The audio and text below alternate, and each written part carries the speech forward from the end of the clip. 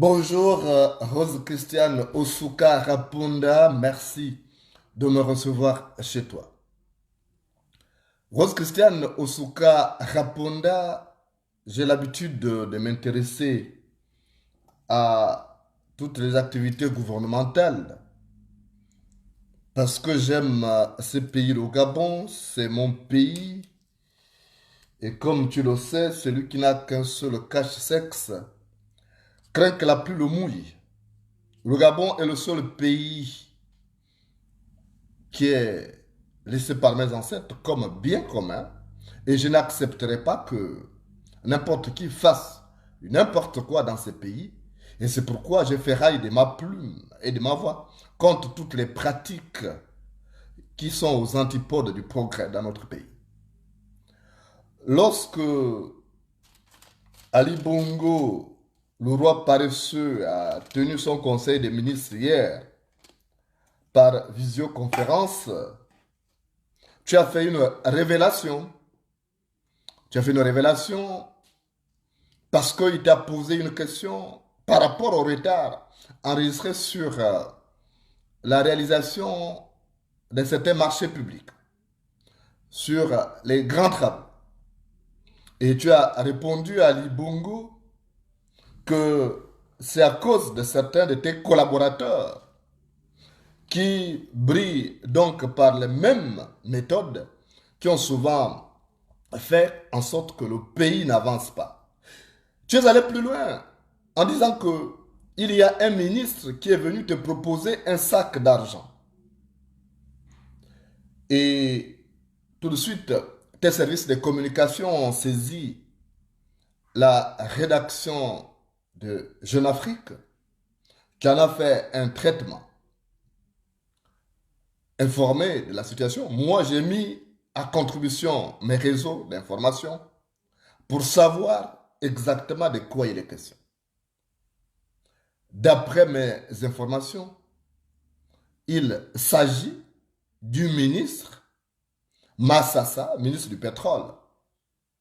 C'est Massassa qui est venu te proposer 150 millions de francs CFA comme fonds politique pour que tu essayes de te déployer dans ton fief politique de l'estuaire.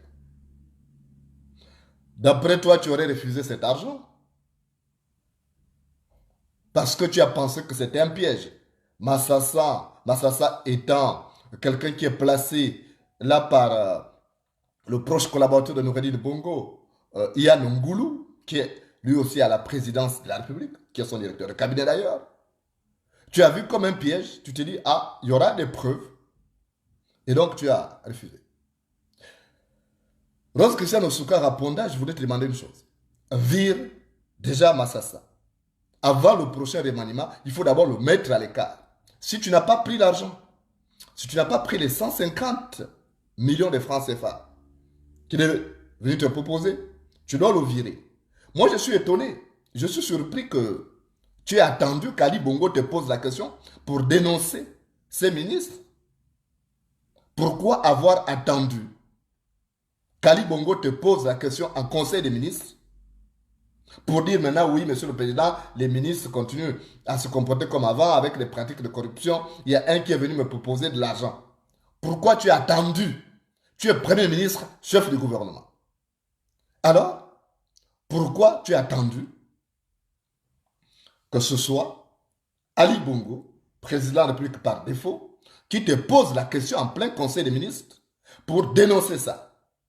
Quand on est un chef, on prend ses responsabilités à temps. On n'attend pas qu'on te pose la question.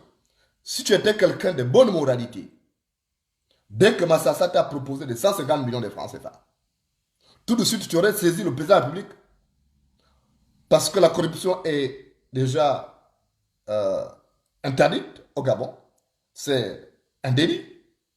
Donc tu aurais saisi le président de la République pour dire que je mets hors du gouvernement le ministre du pétrole qui brille par des pratiques mafieuses. Voilà, il est venu me proposer 150 millions de francs CFA. Tu ne l'as pas fait. Pourquoi? Pourquoi avoir attendu hier? Pourquoi avoir attendu qu'il y ait un conseil des ministres pour venir dire à Ali Bongo que non, il y a tel ministre qui m'a proposé un sac d'argent, soit 150 millions de francs CFA. Pourquoi? C'est que toi-même, tu n'es pas responsable. Si j'étais Ali Bongo, j'aurais viré et le ministre et toi qui es chef du gouvernement. Parce que on comprend qu'il y a quelque chose qui ne marche pas. Quelque chose qui n'a pas marché.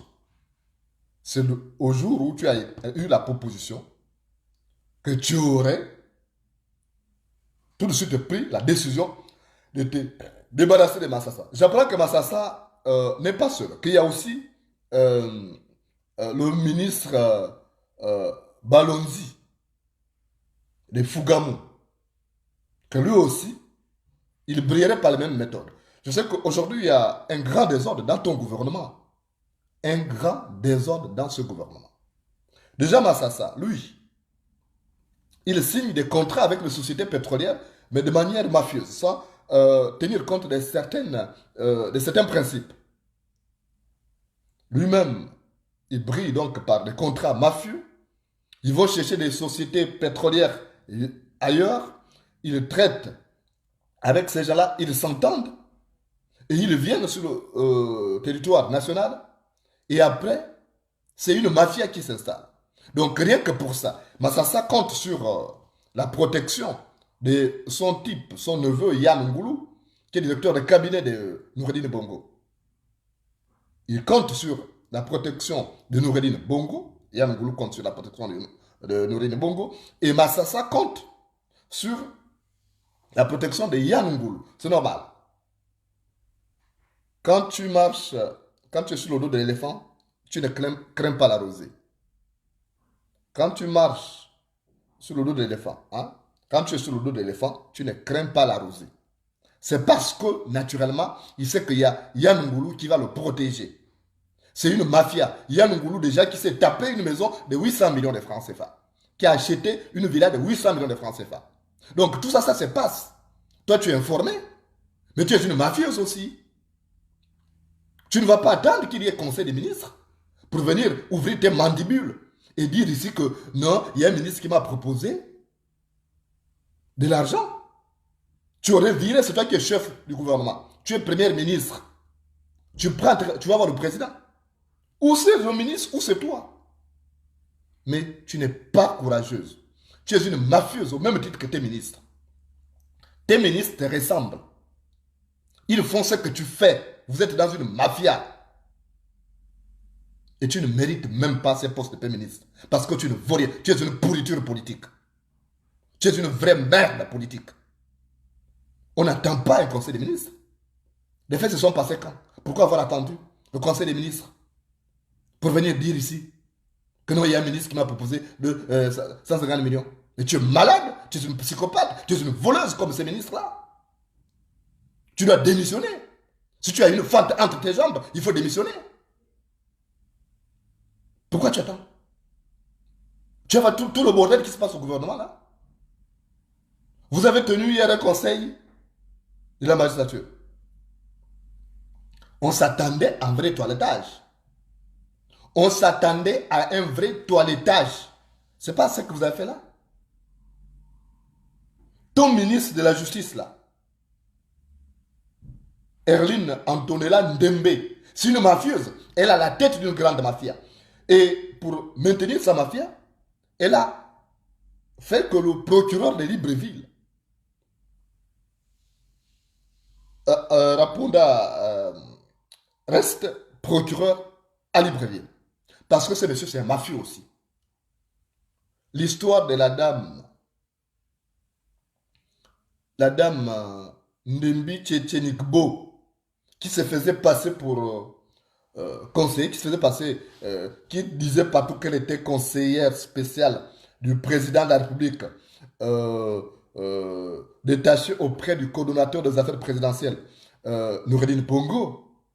Mais cette affaire-là éclabousse le procureur de Libreville. L'enquête rondement menée par la DGDI met en cause le procureur de Libreville.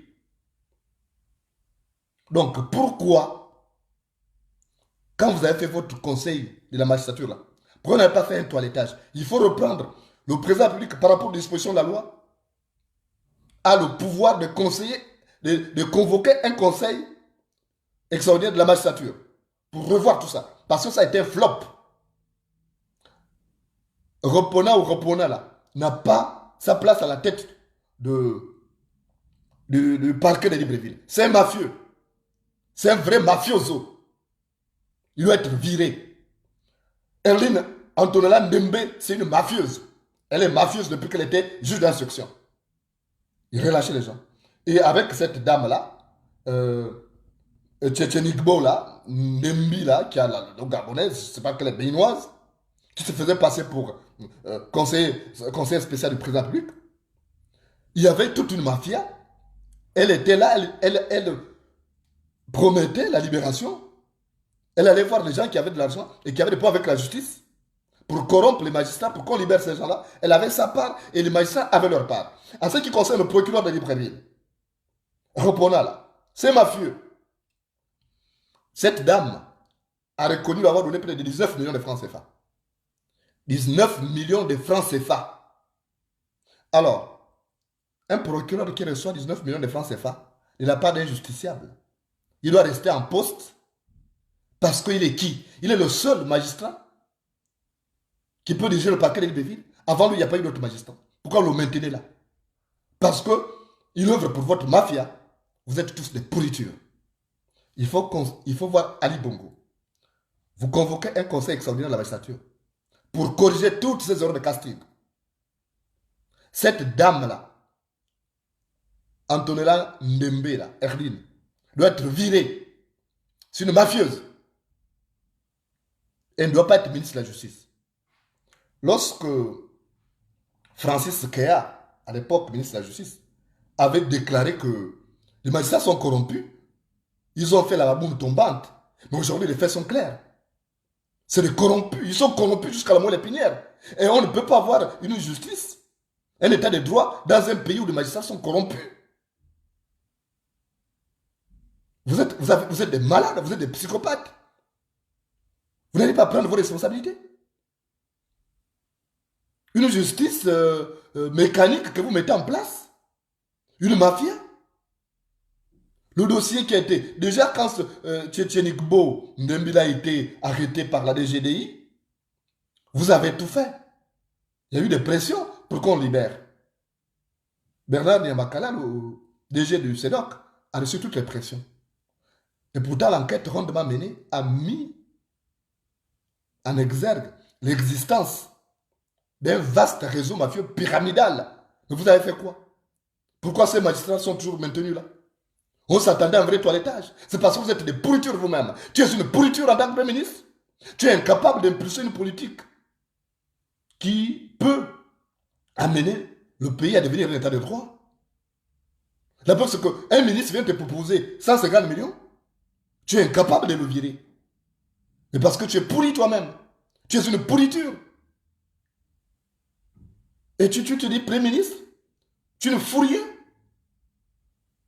Et ça, tu appelles être Premier ministre d'un pays, ça? Un pays qui aspire à être un état de droit. Il faut commencer à dégager des pourritures comme toi-même. Parce qu'on ne fait pas ces ablutions avec de l'eau sale. On ne fait pas ces ablutions avec de l'eau sale. Toi, tu es sale. Tu es une saleté politique. Et tu dois dégager. Parce que tu as été incapable de virer ces ministres-là. Massassa fout du bordel. Malgré tout ce qui est fait. Massassa fait venir même les Nganga, les marabouts. Il avait fait venir des marabouts, des féticheurs de Kinshasa, qu'il a logé au Cap Esterias. Il a amené la photo de Nouri de Bongo, la photo d'Ali Bongo, la photo de Sylvia Bongo, pour aller faire des fétiches là-bas. Il fait la promotion des crimes rituels. Tu sais tout ça. Tu es informé, tu ne fais rien. Il t'amène un sac de 150 millions de francs CFA. Tu fermes tes mandibules pour ouvrir lorsque tu es coincé, quand Ali Bongo te pose la question. Tu es une pourriture, tu es une ordure politique. Il faut démissionner. Si tu as une fente entre tes jambes, alors il faut démissionner. Le Gabon mérite mieux que des pourritures comme toi. Le Gabon mérite mieux. Quand tu es Premier ministre, tu es chef du gouvernement. Quand il y a un ministre qui t'emmerde, tu dois aller voir le président pour dire, Monsieur le Président, je ne suis plus d'accord. Ce ministre-là, voilà ce qu'il fait. Ce n'est pas bon. Et on le vire. Si on ne le vire pas, toi, tu démissionnes. Si on ne le vire pas, tu démissionnes. Mais pourquoi tu n'as pas fait ça? Pourquoi tu n'as pas fait ça? Parce que tu es une pourriture comme ces ministres. Tu es une pourriture comme Massassa. Tu es une pourriture comme Balondi. Voilà le conseil de la magistrature qui passe. Tu es Premier ministre. Tu as été reçu par Ali Bongo. Avant même ce conseil de la magistrature. Mais tu t'es juste contenté de raconter tes bêtises pour faire croire que toi tu es une femme saine, toi tu es saine. La mafia que tu faisais à l'hôtel des villes, tu vois qu'on ne connaît pas ça. On va ouvrir maintenant des dossiers là. On va ouvrir la mafia que tu avais avec Patience Labadie à l'hôtel des villes. Comme tu veux. Parce que je te dis une chose. Le singe s'expose aux chasseurs à cause de sa queue. Le singe s'expose aux chasseurs à cause de sa queue. Donc, toutes les conneries que tu as faites, je vais maintenant te surveiller de près. Je vais taper sur toi. On va organiser des balcons spécialement sur toi. Toute ta mafia.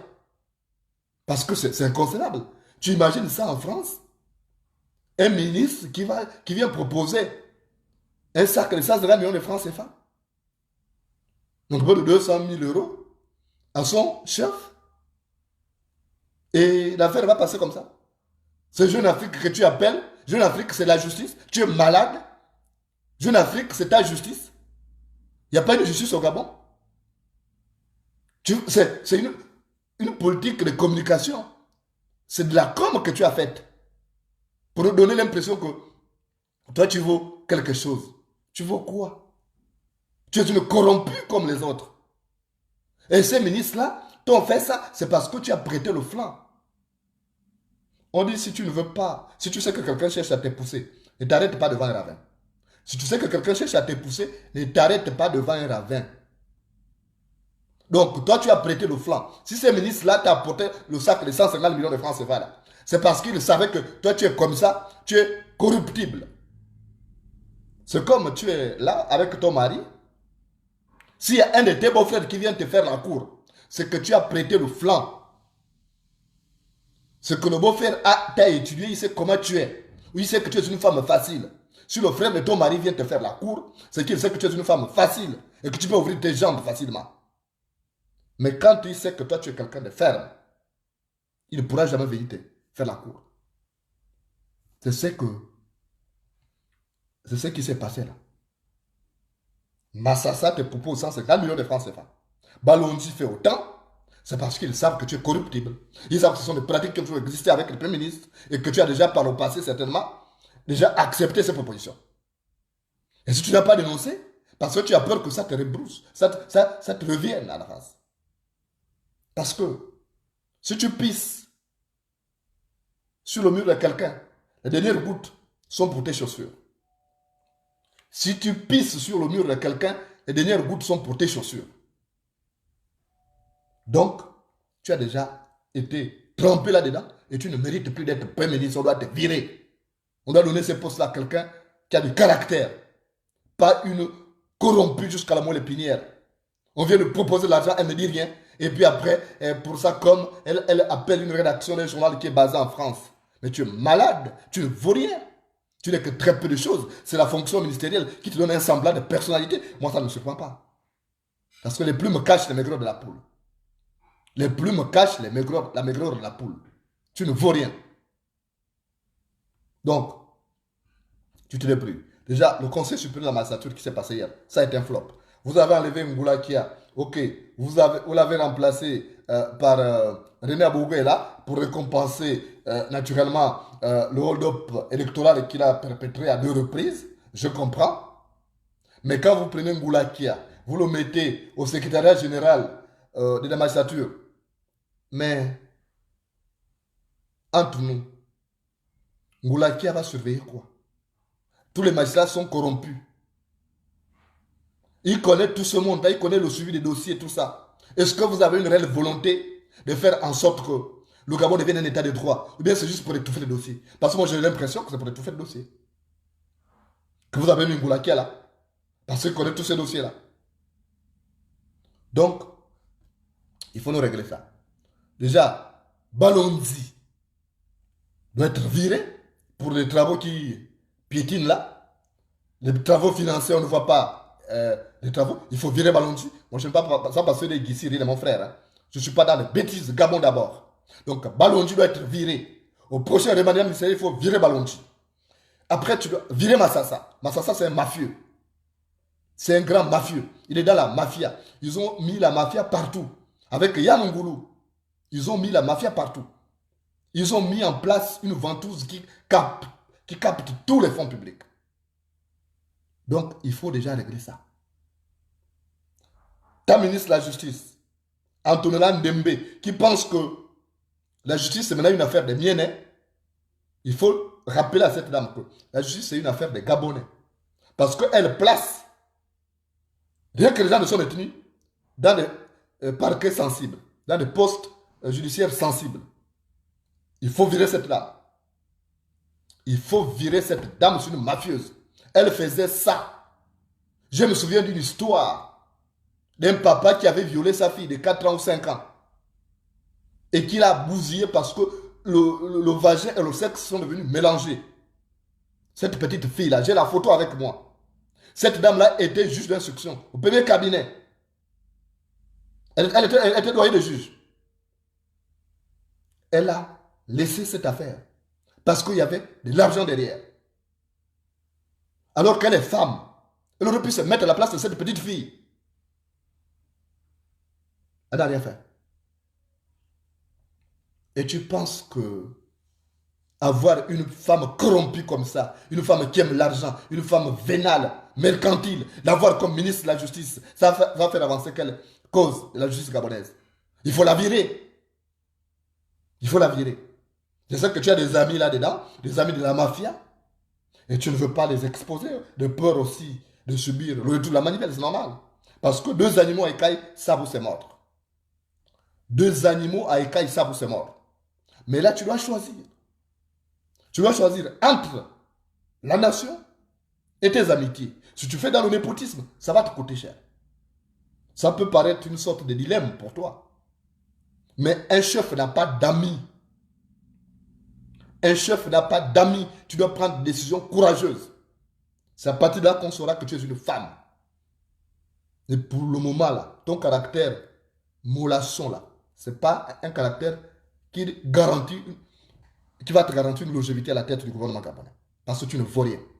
D'abord, tu es amorphe. On ne sent pas une première ministre qui travaille. Tu es là, tu es plus, tu te comportes plus en secrétaire fédéral du PDG qu'en premier ministre. Tu ne vaux rien. Tu ne vaux rien. Donc il faut me régler cette histoire.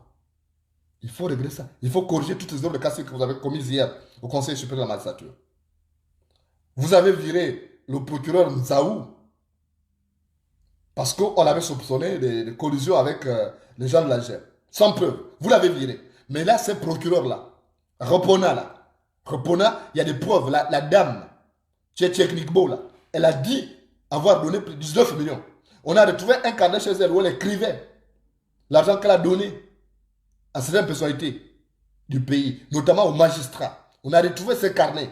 Et on a vu le montant qui a de près de 19 millions donnés au procureur. Et le procureur Repona ose vous répondre en disant non, elle acceptait certaines offres, l'argent qu'elle lui donnait, c'était en tant que grande sœur, parce que c'est ça, n'importe quoi. Béninoise, sœur de Repona. Je sais que les Mienais ont des rapports étroits avec les Béninois, mais il ne faut pas exagérer. Il ne faut pas exagérer. Donc, vous critiquez les autres premiers ministres, nous, on revient sur toi. Parce que c'est bien beau de dire. Donc, tu me règles ces histoires-là. Si tu veux être en paix, je te promets, tu connais ma capacité de nuisance. Si tu veux être en paix, tu règles tous ces problèmes-là. Les euros de casting au Conseil supérieur de la magistrature. Vous virez Repona. Tu vires Massassa. C'est mafieux. Parce qu'il est du Haut-Togo, semble-t-il. Alors, donc, être du Haut-Togo, c'est une licence pour commettre tous les actes interdits par la loi au Gabon. Poser les actes de corruption. Tu dois choisir. Et ça, tu dois choisir. Tu dois savoir ce que tu veux. Où tu veux la paix. Et si tu veux la paix, tu règles ça. Ne pensez pas que vous allez faire du Gabon votre Kleenex usé et vous allez jeter comme ça. Il est hors de question. C'est l'argent du contribuable. Ce n'est pas l'argent de vos parents. Vos parents n'ont rien laissé. Vos parents n'ont pas laissé de patrimoine. Vous êtes enrichis de manière illicite. Et on a un droit de regard sur vous. Tu dois faire un choix. Même s'il est difficile. Je te promets, tu dois faire un choix. Même s'il est difficile. Il arrive un moment dans la vie où on est obligé de faire des choix. Même quand ça fait mal. Mais avec un peu plus d'intelligence, on peut régler certains problèmes. C'est une affaire d'intelligence.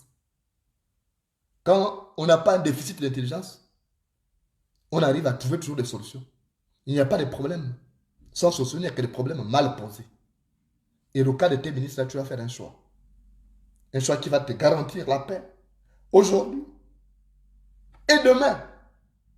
Parce que tu ne sais pas de quoi sera fait demain. Donc tu dois faire un choix. Et quand on est intelligent, on réfléchit. Tu as un petit comité. Quand tu es bloqué, tu as ton petit cabinet qui est avec toi là.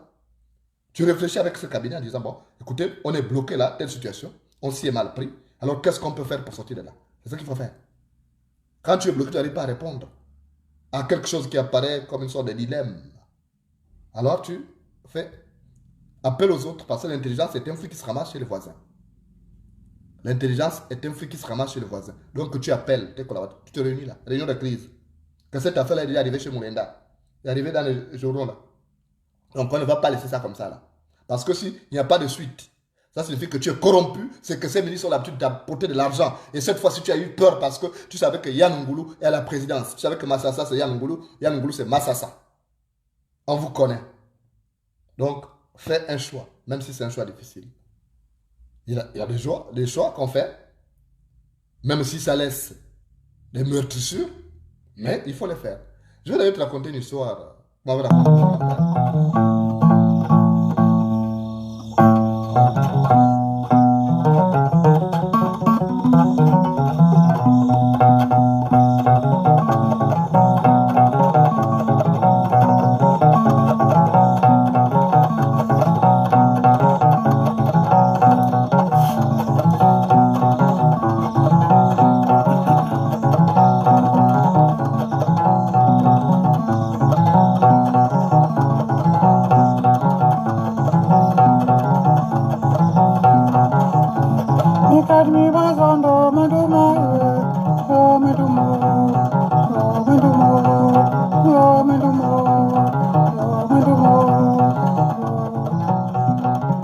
Rose Christiane Osuka Raponda, dans un village, il y avait un homme très gentil, un homme qui était connu pour son empathie.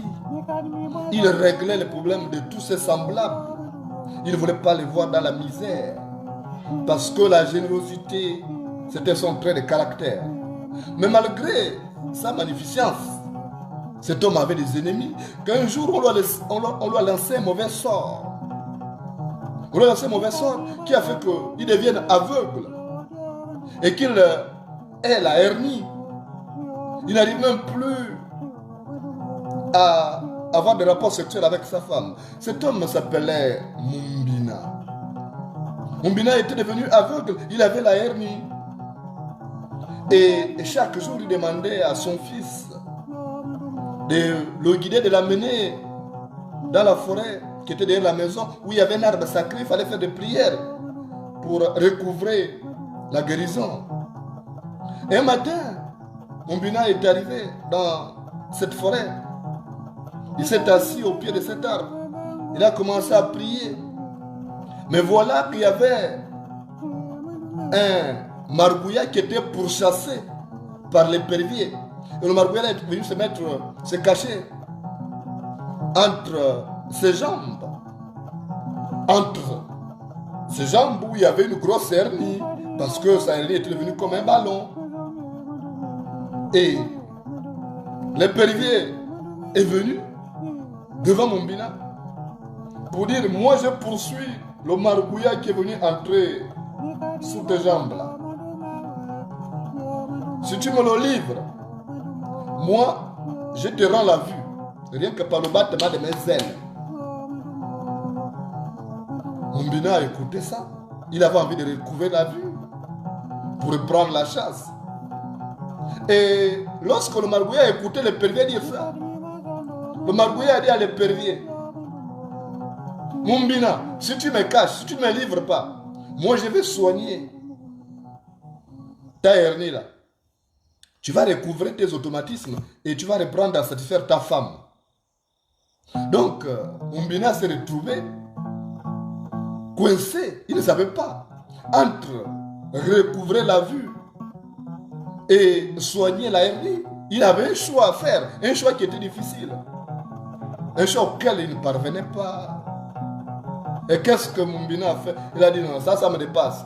Il a fait appel à sa femme, Marundu. Il a fait appel à son fils, Pogu. Il a fait appel à sa fille, Paga. Ils sont venus. Il leur a dit écoutez, j'ai un problème. Vous voyez, le pervers là, il veut prendre le margouillat qui s'est caché sous ma hernie là. Il a dit que si je livre le margouillat, il me rend la vue. Mais le margouillat qui est sous ma hernie là, a dit que si je le protège, il va faire disparaître ma hernie. Alors, moi je fais comment?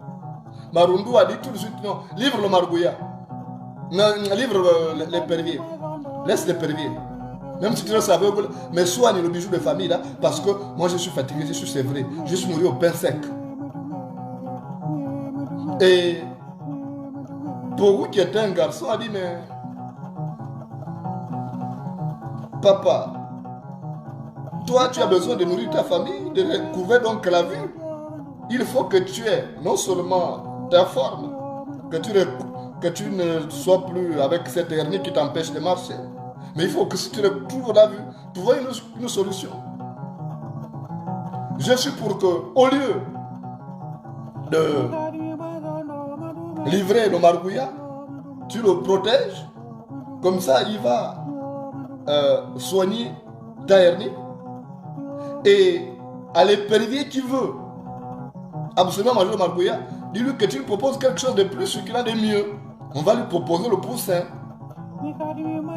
Et c'est comme ça que Mumbina a dit à l'épervier, écoute, je te propose un beau poussin qui est plus gros que le margouillat, là, tu vas te rassasier. Comme ça, tu soignes la vue. Et le margouillat qui est en bas, là, m'enlève le ballon là que j'ai maintenant, là. D'accord? L'épervier a dit, ah oui, c'est une bonne solution. Je n'ai jamais mangé de poulet, alors je vais accepter de manger. Et c'est comme ça qu'on lui a apporté un poulet. Son fils est allé prendre un poulet au village, il est venu de donner. Et c'est comme ça que l'épervier, des simples battements d'ailes, Mumbina a recouvré la vue.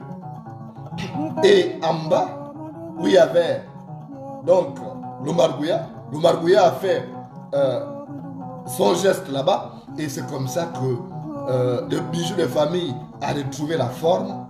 Donc la hernie a disparu et Mumbina a retrouvé aussi bien la vue que ses prestations sexuelles, parce que la hernie l'en empêchait. Parce qu'il avait réfléchi un peu. Il avait du mal à trouver une solution, mais là, la bonne solution, c'était ce qui s'est passé là, de contenter tout le monde. Donc, tu as le peuple gabonais avec toi qui te demande de faire la part des choses, de faire des sacrifices. Alors, il faut les faire. Parce que si tu ne les fais pas, c'est toi-même qu'on va sacrifier. Et tu sais que les présidents n'ont pas d'amis. Les présidents n'ont que des intérêts. Merci de m'avoir reçu chez toi. Et je reviendrai. C'est pas fini. C'est que le début.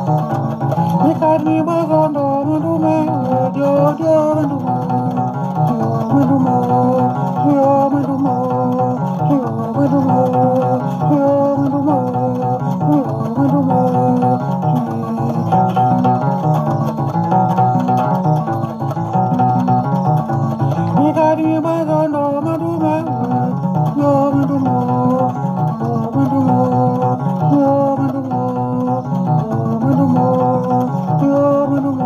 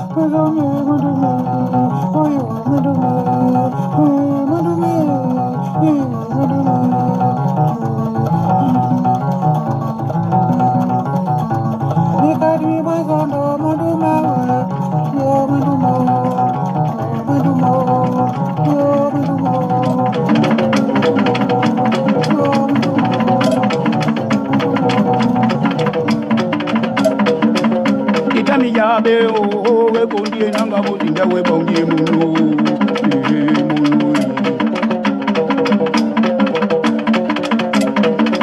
ena mimi ngonga o kumore dikagete o kiyamula e munu ndo e ngula kundie na kondie nanga o kondie nanga o kondie nanga o kondie nanga o ye wa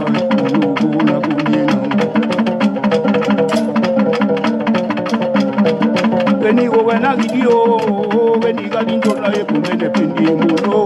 We kondie nangai, we kondie nangai, we kondie nangai, we kondie nangai. Ona makonde nangai, eni mari kondie nangai, eni mari kondie nangai, eni mari kondie nangai. Mujinga umema.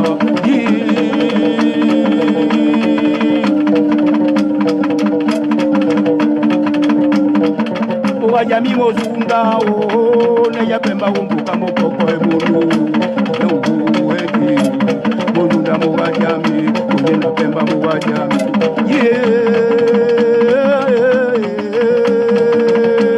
oka o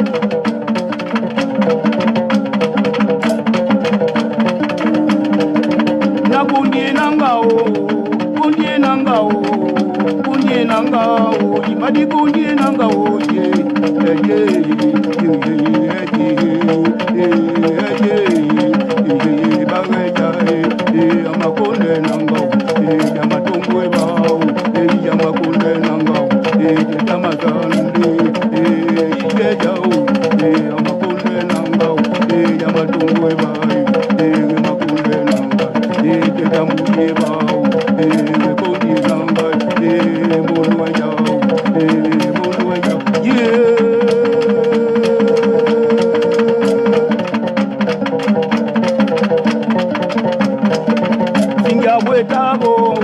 wetabo na mina mukandidi tuka ebolo yanongwa makunde nangai yaba makunde nangai mukandya makunde nangai mutema womukoi mabaka wombukaponi ekuzungu kumeja na makunde nangai na makunde nangai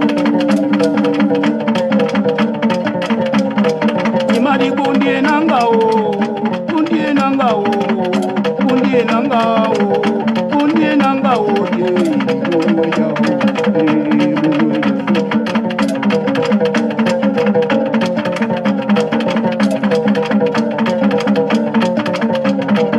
Veni wo vena gidio veni gidio na e kumene pengi